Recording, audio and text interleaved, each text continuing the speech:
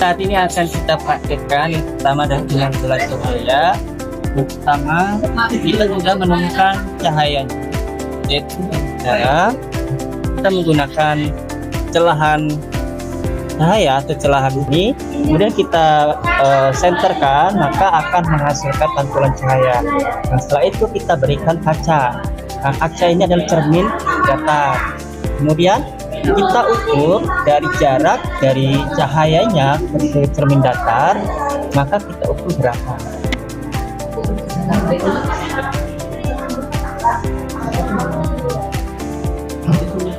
Kemudian ini kita akan gariskan, yaitu garis namanya titik fokus, titik pusat pada cahaya. Ini kita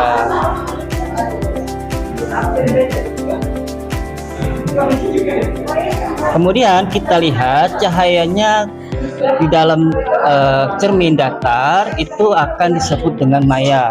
Maka kita ukurkan, dan ini cahaya ini dia akan lurus ataupun akan berbelok atau gimana gitu ya. Maka kita lihat, maka cahayanya akan ke arah bagian atas.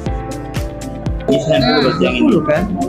Ya berarti dia 100 30 derajat. Sama 90 tadi. Dari hasil percobaan pemantulan cahaya pada cermin datar, dapat disimpulkan bahwa cermin datar memantulkan cahaya dengan sudut datang sama dengan sudut pantul. Bayangan yang dihasilkan oleh cermin datar bersifat tegak, sama besar dengan bendanya, maya, dan berjarak sama dari cermin seperti jarak benda aslinya.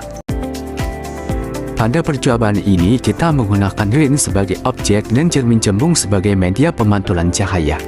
Lilin dinyalakan dan diletakkan di depan cermin cembung. Ketika cahaya dari lilin mengenai permukaan cermin, sinar dipantulkan dan menyebar atau bersifat divergen.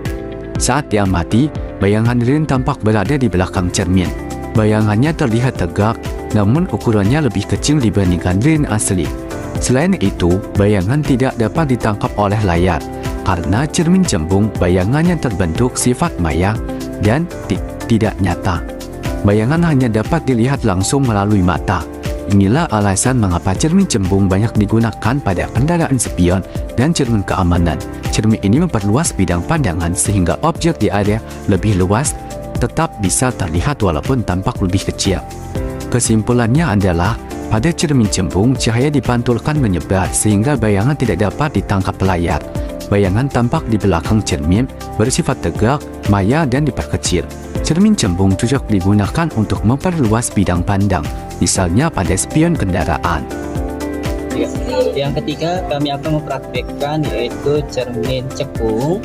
Nah, cermin cekung ini ketika kita menghidupkan lilin pada apinya, kemudian pantulan cahaya api ini ke bagian cekung akan memantulkan ke bagian kertas tabir. Nah, seperti ini contohnya, dia akan memantulkan di bagian kertas tabirnya. Nah, ini dikatakan dengan cermin cekung. Cermin cekung itu yang disebut dengan nyata.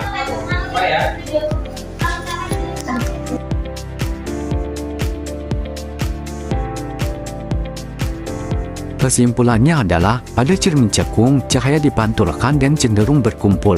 Jika benda berada di luar titik fokus, bayangan yang dihasilkan nyata, terbalik, dan dapat ditangkap layar.